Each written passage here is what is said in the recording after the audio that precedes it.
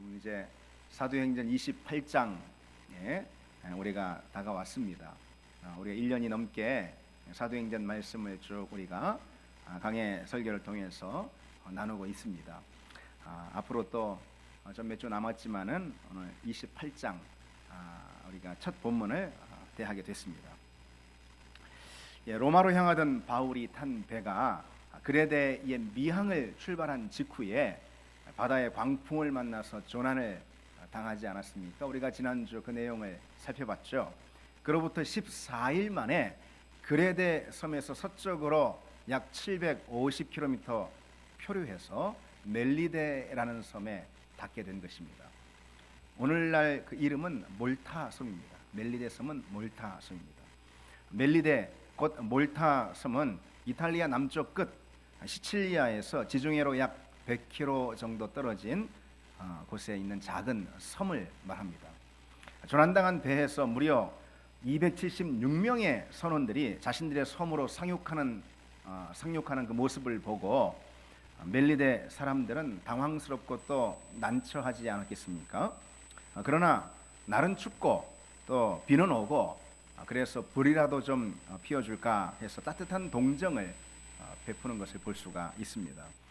그런데 불을 피우는 그 과정에서 바울 역시 가만히 있지 않고 사람을 돕습니다. 이곳저곳 뛰면서 땔감을 준비하는 것이죠.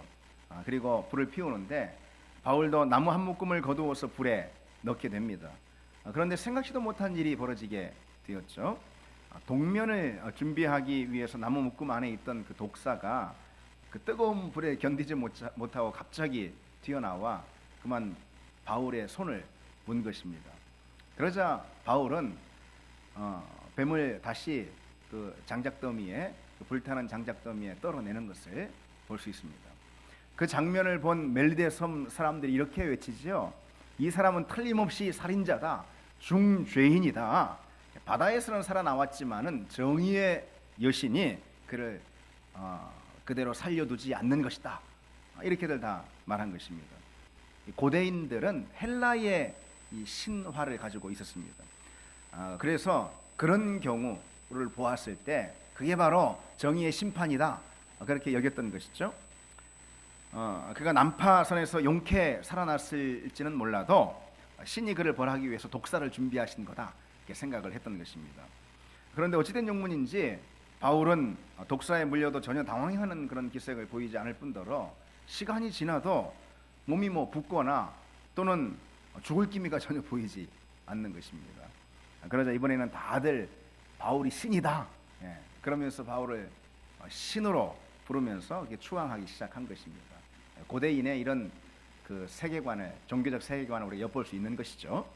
그 일로 섬의 추장인 보블리오가 바울을, 그리고 바울 일행을 자신의 집으로 초대해서 영접해 주었습니다. 그리고 3일간 머물게 해 주었습니다.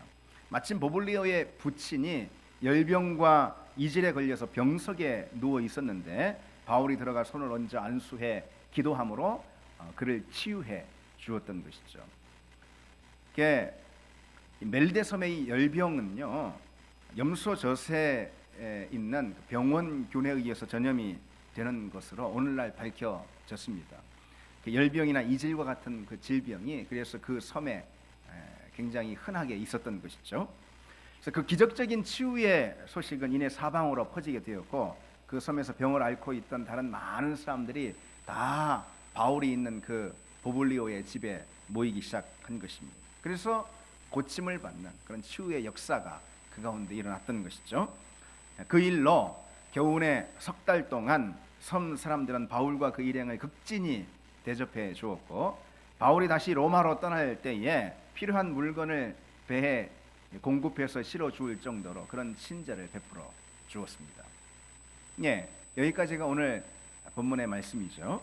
오늘 이 시간은 본문 가운데서 우리가 두 가지 내용만 좀 자세히 살펴보는 그런 시간을 갖겠습니다.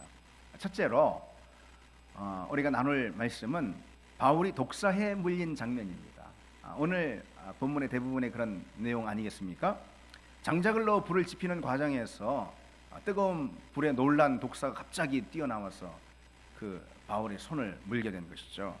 그런데 본문은 그 사건에 대해서 바울이 그 짐승을 불에 떨어 버리매라고 아주 태연하게 기록하고 있는 것을 볼 수 있습니다. 독사에 물린 것 때문에 바울이 기겁을 하거나 비명을 질렀다는 말이 본문에 찾아볼 수 없죠. 바울의 태도가 너무도 담담하고 의연해 보이지 않습니까? 바울은 그저 독사의 그 독사를 불에 다시 떼어 던져버리는 것이죠. 불에 놀라서 나온 독사가 사람을 잘못 고르는 바람에 다시 불에 던져지는 그런 억울한 신세가 된 것이죠. 사실 그 사건은 크게 놀랄 만한 일입니다. 그렇죠. 갑자기 독사가 손을 물었으니 발도 아니고 더군다나, 그렇죠? 얼마나 놀랄 만한 일이겠습니까? 그리고 또 놀랄 만한 일이기도 하고, 또 그 순간 바울의 입장에서 있잖아요. 정말 하나님, 내게 이럴 수 있습니까? 라고 하나님 앞에 하소연이라도 할 만한 그런 상황이 아니겠습니까? 바울은 지난 14일간을 무시무시한 폭풍 속에서 그야말로 사토를 벌이면서 이곳까지 떠내려 왔습니다. 정말 가까스로 목숨을 건진 거예요. 그리고 방금 전에는 목숨을 건지기 위해 거센 풍랑이 있는 바다로 몸을 던질 수밖에 없었습니다. 혼신의 힘을 다해서 헤엄을 쳐서 그 해안가에서 이 멜리데 섬 해변 육지까지 겨우겨우 간신히 살아나온 것입니다. 바울이라 해서 하나님께서 구름 가운데 바울을 탁 건지셔가지고 섬에 탁 안착시키고 그런 게 아니지 않습니까? 바울도 그냥 죽을 똥살똥 해변으로 헤엄쳐 나온 것입니다. 초겨울 바닷물에 흠뻑 젖어서 몸이 이제 얼어붙었어요. 거기에 더해서 비까지 그냥 차가운 비가 지금 쏟아져 내리는 것입니다. 순조로운 것이란 하나도 없는 거예요.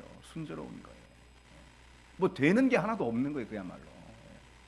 그래서 모두들 얼어붙은 몸을 녹이기 위해서 불을 피우게 되었는데, 정말 여기까지만 보더라도 바울 입장에서는 정말 지치고 아주 고단한 그런 여정이었어요. 그렇지 않습니까? 그냥 해변에 몸을 탁 누이면 쓰러질 만한 그런 참 고단한 그런 여정이었어요. 그런데 하필 바울이 좀 그 언 몸을 녹이기 위해서 움켜쥔 그 장작더미에 뱀이 나올 이유가 뭐가 있겠습니까, 여러분? 그것도 하나님의 종 사도인 바울의 손을 물어버리지 않았습니까? 이거 해도 너무하는 거 아닌가? 지금까지 바울이 자기 자신을 위해서 일해왔습니까? 지금 자신을 위해서 일을 하고 있는 거 아니지 않습니까? 복음을 위해서, 하나님 나라를 위해서 이제까지 달려왔습니다. 천신만고 끝에 지금까지 이르지 않았습니까?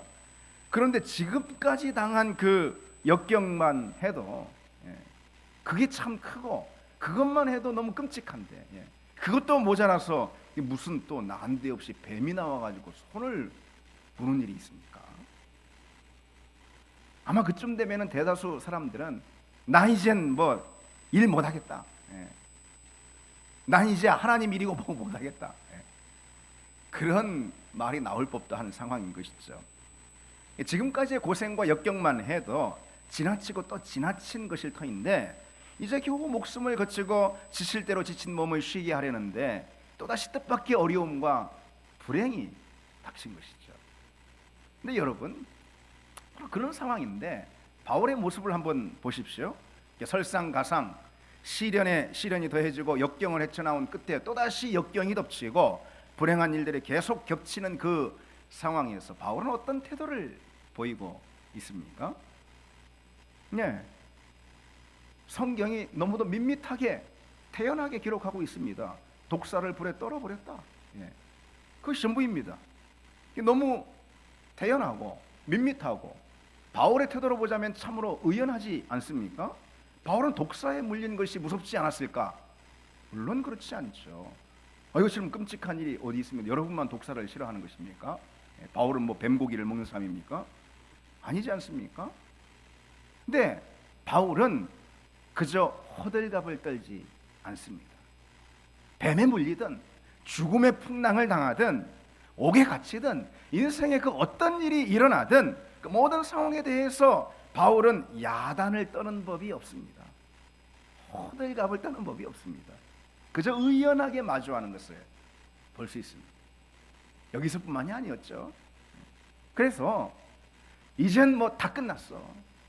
이제 모든 게 어렵게 됐어. 나도 지쳤어. 나도 할 만큼 했어. 더 이상 할 수가 없어. 이런 말은 바울 사전에 없는 걸 볼 수 있습니다. 바울 사전에 그런 말은 없습니다. 사실 바울은 그 몸이 정말 병약한 사람이었습니다. 오랜 세월 헐벗고 굶주리고 복음을 위해서 추위에 떨고 난파를 당하고 그리고 매해 맞고 옥에 갇히는 바람에 그 몸이 약해서 항상 의사인 누가가 바울 곁에 있어야 할 정도였죠. 그러나 바울에게서 지치고 힘들어 뭘 못하거나 미루는 모습은 결코 찾아볼 수가 없습니다. 여러분, 그에 비하면 우리는 어떤 것 같습니까? 우리는 어떻습니까? 우리는 너무도 유약하지 않나? 그런 생각을 이 대목에서 한번 해봤습니다. 너무 쉽게 두려워하고요, 너무 빨리 불안에 잠기고요, 너무 신속히 포기해버리고요, 너무 금방 지쳐버립니다. 몸으로 따지자면은 바울이 약골이지 우리가 강골이고요, 몸으로 따지자면. 그런데 더 빨리 포기하고 더 빨리 지치는 사람은 우리가 아닌 듯 싶습니다. 그러니까 조금 힘들면 못한다고 하고요, 조금 어려우면 못한다고 하고, 조금 장애를 만나면 못한다고 하고, 몸이 지치다고 못한다고 하고, 마음이 어렵다고 못하고, 상황이 여의치 않아서 못하고, 때로는 심지어 기분 상태에 따라 좌우되는 경우도 있지 않습니까? 신앙생활에서 우리의 의지가 너무도 쉽게 꺾이는 때가 헤아릴 수 없을 정도로 많은 걸 볼 수 있습니다. 여러분, 오늘 우리 자신을 이렇게 평가하면 너무 박하게 평가한 것입니까? 어떻습니까? 너무 박하게 들리십니까? 바울은 독사에 물려도 그저 불에 떨어버립니다. 독사를. 바울이 뭐 대단히 독사를 좋아하거나 뭐 강심장이나 그런 거 아닙니다. 독사에 물렸습니다. 죽을 수도 있는 상황이죠. 그러나 의연하게 불에 떨어버립니다. 성경도 그 장면을 아주 밋밋하게 그저 기록합니다. 그 짐승을 불에 떨어버리고, 그러나 우리는 독사를 보기만 해도 주랭랑을 치죠. 바울은 독사에 물려도 의연한데 우리는 독사를 보았기 때문에 더 이상 아무것도 할 수 없다고 말합니다. 아니, 혹 독사를 볼 수도 있을지 모르기 때문에 아무것도 못하겠다라고 말하는 것이 우리 모습이 아닌가 싶습니다. 그러나 바울뿐 아니라요, 우리 신앙의 선배들은 역경에 굴하지 않는 이 영적인 의연함이 이들에게 다 있었습니다. 믿음의 호연지기가 있었다라는 것이죠. 신앙의 패기가 있었습니다. 그들은 믿음의 강골들이었어요. 삶에 있어서는, 육신에 있어서는 약골일지 모르지만 믿음에 있어서, 그 의지에 있어서만큼은 참으로 강골들이었습니다. 뭘 만나도요, 웬만한 어려움이나 장애나 고난이나 시련을 만나도 웬만해서는 굽히지 않고 단단하게 아주 야무진 그런 영적 기질들이 이들에게 있었다라는 것입니다. 똑같은 사건, 똑같은 환경, 똑같은 문제와 장애, 똑같은 불행이나 어려움을 만나더라도요, 의연히 대하는 사람이 있는가 하면은 처연하게 대하는 사람이 있습니다. 의지가 강하고 굳세서 웬만한 장애와 어려움에 대해서 의연한 사람이 있습니다. 그러나 같은 상황에 대해서 스스로에게 아주 처연함을 느끼는 사람이 있죠. 유약한 자기 연민에 자주 빠지게 되는 것입니다. 여러분은 의연한 사람입니까? 처연한 사람입니까? 이전에 한 신문 칼럼에서 소위 군화병에 대해 꼬집는 글을 본 적이 있습니다. 군화병. 요즘 일부 주부들이, 일부 엄마들 사이에 군화병이 돈다라는 그런 지적이 있었다는 것이죠.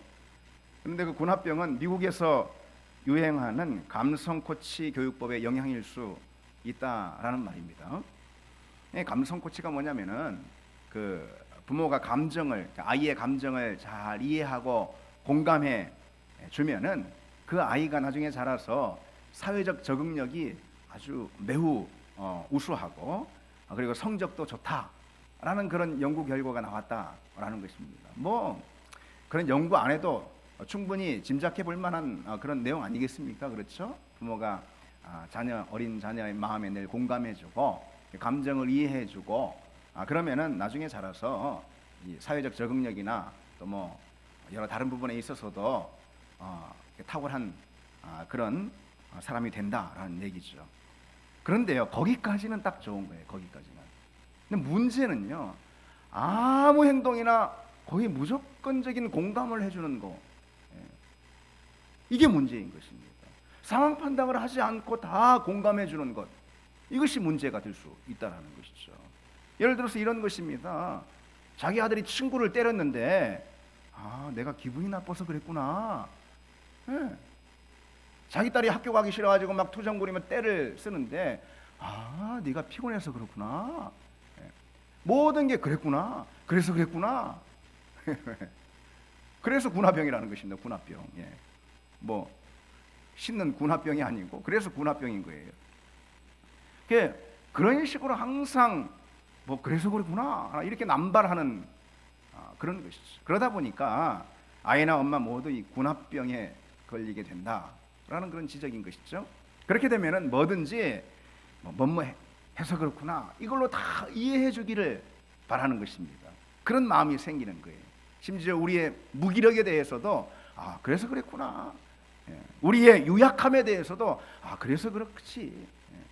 심지어는요, 우리의 잘못과 죄에 대해서도 무조건 그래서 그랬구나. 이렇게 넘어갈 수 있게 된다고 여기게 되는 것입니다. 그것은 더 이상 공감의 문제가 아닌 것이죠. 그래서 그랬구나를 남발하게 되면은 이 상대에 대해서는 그의 무책임한 비위만을 맞추게 되는 것이고요. 나 자신에 대해서는 그저 유아적인 자기 연민만 부추기게 된다는 것입니다. 여러분, 바울을 한번 생각해 보십시오. 그런 점에서 뱀에게 물려서 그랬구나. 아니면은 14일을 칠 것 같은 파도와 사투여서 그랬구나. 옥에 갇혀서 그랬구나. 뭐 아니면은 매 맞고 고문을 당해서 그랬구나. 뭐 아니면은 사람들이 다들 사도로 인정하지 않고 비방해서 그랬구나. 예루살렘 교회 성도들이 환대해주지 않고 환영해주지 않아서 그랬구나. 여러분 어떻습니까? 물론 앞에 그 모든 상황들은 바울에게 실제로 있었던, 바울이 실제로 겪은 상황들 맞습니다. 그러나 뒤에 그랬구나라는 그런 공감의 말은 결코 바울이 듣고 싶은 말도 아니고 또 듣게 된 말도 아니라는 사실을 기억해야 하는 것이죠. 물론 따뜻한 공감의 말이 우리에게 필요 없다라는 그런 뜻은 결코 아닙니다. 그러나 공감을 넘어서 무책임한 비위를 맞춰주거나 유아적인 자기 연민을 부추기는 일은 결코 우리에게 도움이 되지 않는다는 것입니다. 여러분, 독사에 물렸습니까? 그냥 불에 떨어버리고 하던 일을 하라, 그것입니다. 바울이 그렇지 않습니까? 우리 마음에, 우리 환경에, 우리 계획에, 우리 진로에, 우리 인생의 걸음에, 우리 믿음의 여정에 때로 독사가 달려드는 때가 있다는 것이죠. 놀라지 말라는 것입니다. 무엇보다 비명을 지르며 호들갑을 떨지 말라는 것입니다. 그런 우리가 되길 바랍니다. 그럼 믿음의 의연함을 가지라는 것이죠. 믿음의 호연지기 신앙의 패기를 가져야 한다는 것이죠. 적군에 의해서 동서남북으로 완전히 포위가 되었을 때에 미국의 크레이턴 에브라임스라는 그런 장군이 했던 말이 유명합니다. 완전히 동서남북 다 포위가 되었을 때 이 크레이턴 에브라임스 장군이 이렇게 말했다는 것이죠. 제군들, 이번 전쟁에서 우리는 처음으로 전방위로 적을 공격할 수 있는 위치에 서게 됐다라고 말했다는 것입니다. 여러분, 그런 기계가 바로 우리 믿음 안에 있어야 되지 않겠습니까? 우리 신앙의 자리 가운데 그런 패기가 있어야 한다는 것이죠. 그런 기계와 호연지기는요, 사실 그 어디에서보다도, 심지어 전쟁터에서보다도 사실은 우리 신앙생활 가운데 그런 기계와 패기가 필요한 것입니다. 왜냐하면은 우리 믿음의 자리야말로 날마다 동서남북 적군에 둘러싸여서 포위가 된 자리이기 때문인 것이죠. 여러분, 그렇지 않습니까? 사단은 항상 우리 믿음을 노리고 앞뒤 좌우에서 마치 우는 사자처럼 날마다 공격하지 않습니까? 사정없이 공격하는 그런 자리가 바로 영적 자리 아니냐는 것이죠. 따라서 영적인 기상과 패기가 없이는 우리 믿음을 빼앗기기가 십상인 것입니다. 의연하고 굳센 믿음이 없이는 제자로서의 헌신을 기대할 수가 없게 되는 것이죠. 헛된 자기 연민에 잠시라도 빠졌다가는 성도로서 마땅히 마주해야 하는 그런 영적인 문제나 위기나 역경을 계속해서 회피하게 되는 것입니다. 여러분, 독사가 달라드는 때가 있습니까? 우리 마음 가운데, 우리 환경 가운데, 우리 신앙의 여정과 자리 가운데 때로 독사가 달라드는 때가 있는 것이죠. 떨어내버리면 되는 것입니다. 여러분, 그런 여러분이 되길 바랍니다. 오늘 바울을 보십시오. 그 이후의 과정을 하나님이 도우시잖아요. 하나님 만지시잖아요. 하나님이 역사하시잖아요. 그렇죠? 그리고 혹 그렇지 않다 하더라도 하나님이 주시는 구원으로 인해 기뻐하리라. 비록 무화과 나무에 열매가 없어도 하나님의 은혜로, 구원의 은혜로, 생명으로 기뻐하리라는 그 고백을 우리가 기억하지 않습니까? 그 은혜를 받은 우리라면은 상황으로 인해서 일희일비하고 호들갑을 떠는 그런 우리가 되지 말아야 한다는 것입니다. 우리가 늘 하나님 안에 있으면은 주님께서 우리의 모든 문제, 때로 심지어 독사가 달라드는 그런 문제라 하더라도 하나님이 은혜를 주실 것이고, 하나님이 도우실 것이고, 하나님이 울타리가 되실 것이고, 하나님이 우리 인생의 길을 인도하시고 우리 걸음을 결국은 로마로, 다시 말해서 하나님의 목적으로 인도해 주실 줄 믿습니다. 우리 인생을 주님께 그렇게 맡기는 그런 의연한 믿음을 갖는 그런 우리가 다 되기를 바랍니다. 오늘 본문 가운데 우리가 두 가지 내용을 살펴본다 했습니다. 그 영적 바울이 가진 의연함과, 그리고 또 한 가지 생각해 볼 것이 있습니다. 바울이 그렇게 독사를 떨어낸 다음에 섬의 추장 버블리오의 집으로 영접을 받지 않습니까? 아, 저가 신이다, 막 이렇게 추앙을 받으면서요. 그의 부친의 열병과 이지를 안수해서 고쳐주니까 온 섬에 다 그 이야기가 퍼지게 되었고, 그 섬의 각색 병자들이 다 바울에게 몰려왔고, 바울이 역시 그들을 기도로 안수로 치료했다라는 것입니다. 이것이 오늘 본문의 내용인데, 그 장면을 기록하고 있는 8절을 보시면은요, 버블리오의 부친이 열병과 이질에 걸려 누워있거늘 바울이 들어가서 기도하고 그에게 안수하여 낫게 하매라고 했습니다. 여기서 낫게 하매라는 것은 이아요마이라는 그런 헬라어 단어인데요, 치료하다라는 뜻입니다.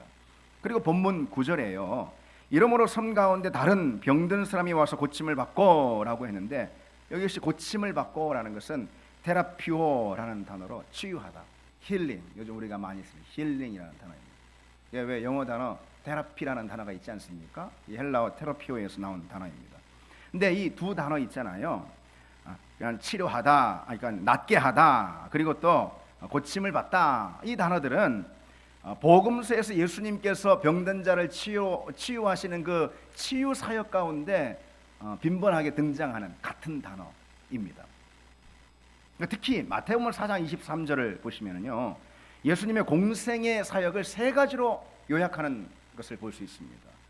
예수께서 온 갈릴리에 두루 다니사 그들의 회당에서 가르치시며 천국 복음을 전파하시며 백성 중에 모든 병과 모든 약한 것을 고치시니. 그러니까 예수님은 가르치시고, 그리고요 전파하시고, 그리고 고치시는, 그러니까 예수님의 3대 사역이다, 보통 그렇게 말합니다. 그 사역을 행하셨어요. 근데 가르치시고 전파하시고 고치시고 해서 이 고치시고라는 것이 바로 테라피오라는 것입니다. 이 고치시는 테라피오의 사역은 그저 육신만 고치는 것이 아니죠. 우리가 복음서를 통해서 확인할 수 있는 거, 주님께서 육신만 고치시는 것이 아니고 그 전인적인 치유의 사역을 행하시는 것을 볼 수가 있습니다. 주님은 항상 전인적 치유에 관심을 가지셨고, 그 전인적 치유를 선물로 주셨습니다. 오늘 본문에 등장하는 이 바울의 치유 사역 역시, 이 테라피오의 사역 역시 전인적 치유다라고 말할 수가 있는 거예요. 그럼 여러분, 전인적 치유가 무엇입니까? 오늘 우리가 간단하게만 생각해 본다면 전인적 치유는요, 한마디로 우리 인간 본성이 세 자리가 있어요.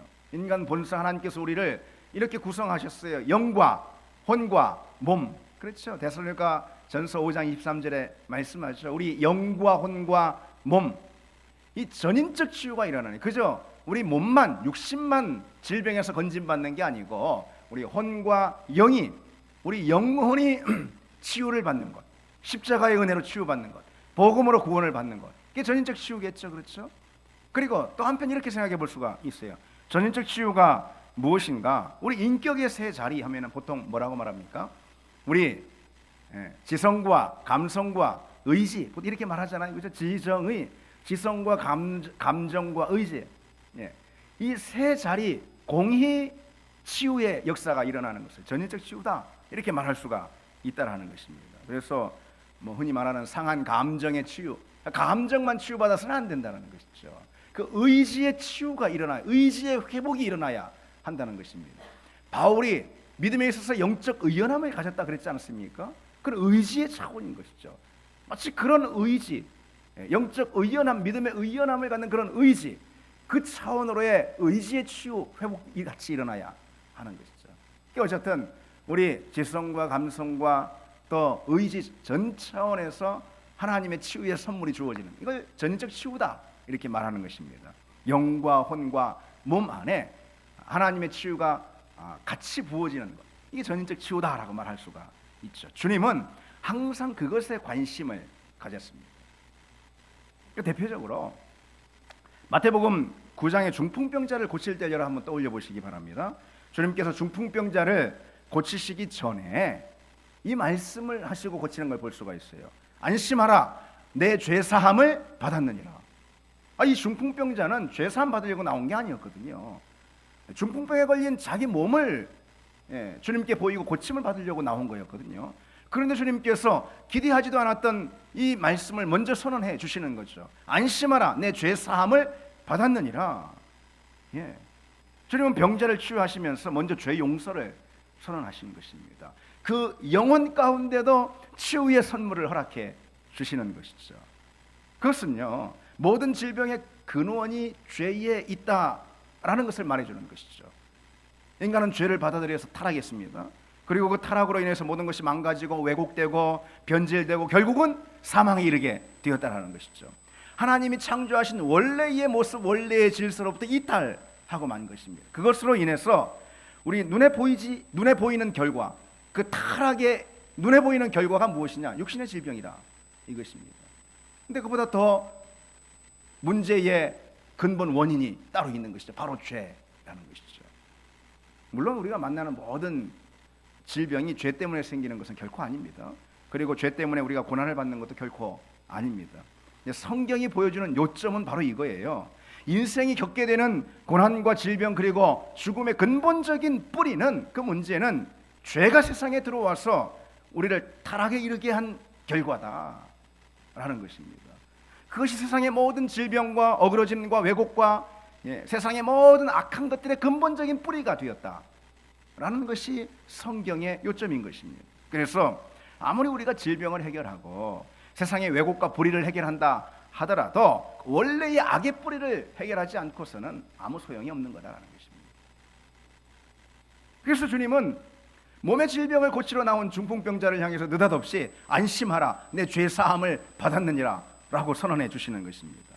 주님은 이 중풍병자의 근본적인 문제가 중풍병, 몸의 질병이 아니라 다른 것에 있음을 지적해 주고 계시는 것이죠. 곧 죄의 문제인 것이죠. 주님은 지금 그에게 무엇이 가장 절실하게 필요한 것인지, 다시 말해 죄의 해결이 가장 절실하게 필요한 것인지 가르쳐주고 있는 것입니다. 주님이 이 땅에서 하실 가장 중요한 일 역시 몸의 질병을 고치는 것이 아니라 보다 근본적인 죄의 문제를 해결하는 것임을 가르쳐주시는 것이죠. 여러분, 그래서 분명히 기억할 것이 있습니다. 잊지 말아야 할 것이 있습니다. 몸의 질병을 고치거나 아니면 심지어 마음의 상처를 치유하는 것보다 우선적으로 영혼의 문제를 해결하는 것이 주님의 관심이고 성경의 메시지인 것이죠. 여러분 다 그렇게 알고 계시지 않습니까? 오늘날 육신의 질병은 말할 것도 없고요. 정신적, 심리적 질병들이 참으로 많습니다. 거기에다 스트레스나 신경 과민으로 인한 어떤 정서적 장애까지, 그런 모든 것들을 다 합하면은, 그러니까 육신의 질병 빼고도, 육신의 질병만 해도 뭐 몇만 가지가 된다고 합니다. 그 중에 의사들이 고칠 수 있는 것은 절반, 아니 그보다도 훨씬 못하다고 말합니다. 그런데 그런 육신의 질병을 일단 차치하고 우리 정서적 아니면은 뭐 심리적 이런 정신적 질병만 하더라도 수십 수백 가지는 될 것입니다. 그래서 여러분, 정신과 의사나 심리상담사를 한번 찾아가 보시기 바랍니다. 스스로 나는 멀쩡하다 생각할지 모르지만은 다 어떤 진단을, 어떤 질병의 진단을 하나씩은 다 받을지 모릅니다. 아마 거의 그럴 것입니다. 그래서요, 여러분, 그것에 문제가 있어요. 오늘날 사람들은요, 감정의 상처에 아주 민감해요. 마음의 아픔을 훨씬 더 오래 기억해요. 그리고 그 상처와 아픔에 지나치게 집중하는 그런 경향들이 있어요. 그런데 그런 면이 가져오는 위험성이 있다는 것입니다. 바로 마음의 상처나 또는 정서적 고통에 대한 집중이 영적 질병의 심각성을 감추어버리고 마는 것입니다. 더 심각한 것이 있는데 그것을 보지 못하게 하는 거예요. 진짜 상처와 질병이 무엇인지, 나 자신을 죽이는 질병이 무엇인지 보지 못하게 하는 것입니다. 진짜 질병과 상처가 무엇입니까? 예수가 없는 것이 상처와 질병이죠. 아픔이죠. 복음이 없는 것이 진짜 장애이고 중증 질병인 것입니다. 여러분 그렇게 다 믿습니까? 그래서 우리가 가진 진짜 상처는 그래서 아담의 상처다 또는 아담의 질병이다, 그렇게 표현해 볼 수가 있습니다. 그것은 뭐냐? 하나님을 떠난 죄로 인한 상처와 질병이라는 것이죠. 하나님의 부재로 인해 오는 고통이라는 것입니다. 진짜 상처는 그래서 죄가 주는 상처이고 진노 아래에 있는 것이 진짜 고통이고 질병인 것입니다. 성경은 그처럼 우리가 진짜 상처, 근본적인 질병은 아담의 상처가 아담의 질병임을 분명히 하고 있는 거예요. 바로 하나님을 떠난 것이 질병인 것입니다. 그런데 여러분, 무엇이 우리의 그 질병을 진단해주고, 다시 말해서 드러내 보여주고, 몰랐던 병인데 드러내 보여주고 또 치유해 주겠습니까? 그건 한마디로 십자가인 것입니다. 십자가는 우리는 죄인이고 그 죄의 결과 손쓸 수 없는 상처와 영적 질병에 우리가 걸렸다라는 그 사실을 우리에게 보여줍니다. 진단해 줍니다. 십자가는 우리의 죄를 진단해 줘요. 그 무엇도 우리의 죄를 진단하지 못합니다. 십자가만이 우리 근본적인 죄, 곧 하나님 부재 상태로 인한 그 죄의 질병, 그걸 진단해 준다는 것이죠. 그리고 바로 그 죄가 우리에게 남긴 영혼의 상처를 찾아내 주고요, 그 아픔을 드러내서 치유해 준다는 것입니다. 그것이 예수 그리스도 십자가가 우리에게 보여주는 진실인 거예요. 그래서 여러분, 십자가를 앞에 놓고 내가 얼마나 큰 죄인지 가슴을 쥐고 울어본 적이 없다면은 그것은 정말 내 진짜 질병이 무엇인지 아직도 모르고 있는 것입니다. 날 진짜로 죽이고 있는 영적 질병이 무엇인지 모르고 있는 것이죠. 그 질병은 십자가만이 우리에게 밝히 드러내 보여주고 진단하고 또 치유해 주는 것인데, 십자가를 가슴에 끌어안고 주님께서 나 때문에 십자가에 달리셨구나, 가슴을 찢는 아픔을 경험하지 못해본 사람이라면은 진짜 나의 영적 상태 역시 알지 못하는 사람이라는 것입니다. 그게 우리를 죽음에 이르게 하는 병이 무엇인지 모르는 것입니다. 그래서 여러분, 우리는 십자가 앞에 나가야 하는 것입니다. 그래서 십자가 앞에 나가는 것입니다. 우리가 살려고 십자가 앞에 나가는 것입니다. 우리가 살려고 십자가를 끌어안고 우리 가슴을 찢고 참여하고 회개하는 것입니다. 우리가 살려고 그러는 거예요. 십자가는 무엇보다도 우리 죄를 드러내고 그 죄로 인한 우리 영혼의 상처를 직면하게 하고, 그것이야말로 우리가 주목해야 할 진짜 질병임을 우리에게 가르쳐 준다는 것입니다. 여러분 앞에 십자가는 그와 같습니까? 여러분의 영적 질병을 진단하고 또 치유하고 드러내고 그 상처를 온전히 해결하는 십자가가 바로 그와 같은 하나님의 선물이 되고 있냐라는 것입니다. 여러분 그러고 있습니까? 우리가 온갖 우리 육신의 질병에 시선을 빼앗겨서 우리 정신적인, 정서적인, 심리적인 별의별 질병에 다, 물론 그것도 우리를 괴롭히는 우리 환경이 맞습니다. 우리 현실이 맞습니다. 그러나 온통 그것에 집중하는 바람에 진정 우리 우리 전체를, 우리 인격 전체를, 우리 영혼 전체를 죽음으로 몰고 가는 영적 질병에 대해서는 우리가 아무런 일도 하지 않고 있다는 사실. 혹시 그것이 우리 자신 아닌지 한번 돌아봐야 할 것입니다. 십자가를 바라보는 우리가 되기를 원합니다. 십자가가 드러내는 우리의 죄와 그 죄로 인한 영혼의 상처를 직면해보는 그런 우리가 되기를 바랍니다. 그래서 날마다 십자가 앞에 무릎 꿇는 회개를 통해서 우리 영혼의 상처, 영혼의 생채기가 치유되고 해결되는 그런 은혜가 우리에게 있기를 원합니다. 그때 비로소 우리에게 이 전인적 치유의 역사가 일어나는 줄 믿습니다. 사람들이 좋아하는 말씀이 있죠. 왜 여러분? 요한 3서 2절 말씀입니다. 1장 2절 말씀이죠. 여러분도 좋아할 것입니다. 사랑하는 자여 내 영혼이 잘됨 같이 내가 범사에 잘되고 강건하기를 내가 간구하노라. 외우는 말씀 아닙니까? 사도 요한은 편지의 수신자들인 초대교회 성도들에게 영혼이 잘됨 같이 범사가 잘되고 그리고 몸이 건강하길 그렇게 지금 바라고 있습니다. 그런데 이 말씀은요, 그저 일의 평안과 육신의 건강을 비는 말씀으로 곡해되어서는 결코 안 됩니다. 초대교회 성도들은요, 이 말씀으로 보자면은 사랑하는 자들아 내 영혼이 잘됨 같이 내가 범사에 잘되고 강건하길 바란다. 이 말씀 그대로예요. 초대교회 성도들은 먼저 우선적으로 그들의 영혼이 그리스도 안에서 강건하고 잘되는 은혜를 구했고 또 그 은혜를 누렸던 사람임에 틀림없습니다. 그렇죠? 그러한 그들에게 사도 요한은 그에 더해서, 그에 덧붙여서 일의 평안과 몸의 건강을 더해서 구하고 있는 것입니다. 우리의 몸과 건강과 우리 몸의 건강과 범사의 평안은 영적 강건함의 기초 위에서만 비로소 의미 있다라는 말씀 아니겠습니까? 그렇죠. 그런데 아마도 사도 요한이 오늘 우리에게 권면한다면은 분명 이렇게 바꿔서 권면할 수 있을지 모르겠습니다. 사랑하는 자여, 내가 범사에 잘되고 몸이 건강한 것처럼 내 영혼이 잘되길 바란다. 이렇게 바꿔서 권면할 가능성이 높을 것이다 생각합니다. 오늘 우리는 우리의 일의 평안이나 육신의 건강보다는 영적 상태를 훨씬 더 걱정해야 되는 상황 아니겠습니까? 우리 영혼의 상태가 우리 범사나 몸의 상태보다 훨씬 더 위험스러운 상황이 아닌지 돌아봐야 하지 않겠습니까? 그런 점에서 오늘 우리에게 전인적 치유라는 것은 영적 상태를 점검하는 것으로부터 먼저 시작이 된다라는 것입니다.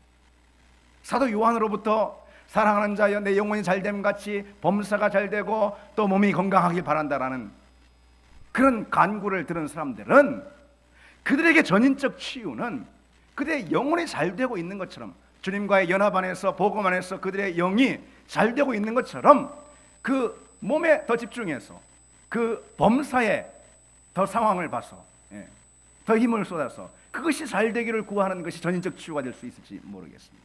오늘 우리는 어떻습니까? 그 거꾸로가 아니겠습니까? 우리에게 더 위험스러운 상태는 바로 우리 영적 상태가 아니겠습니까? 그래서 우리는 이 말씀을 왜곡해 듣지 말아야 하는 것입니다. 오히려 이 말씀은 우리에게 이렇게 들려야 하는 것이죠. 사랑하는 자여 내가 범사에 잘되고 내 몸이 평안한 것처럼 내 영혼이 강건하기를 바란다. 영적 상태에 주목할 때 비로소 전인적 치유가 우리 가운데 일어날 줄 믿습니다. 이제 말씀 맺겠습니다. 오늘 본문의 말씀을 통해서 우리는 두 가지 사실을, 두 가지 메시지를 기억해 봤습니다. 바울은 영적 의연함과 기계를 가졌는데 그것이 바로 오늘 우리에게 필요한 것이고, 또 하나님의 치유라는 것은 전인적 치유. 따라서 우리가 먼저 집중해야 할 것은 영혼의 질병을 십자가 앞에 내려놓고 고침을 받는 이 치유부터, 이 전인적 치유가 시작될 줄 믿습니다. 우리 같이 함께 찬양합시다. 주님 이곳에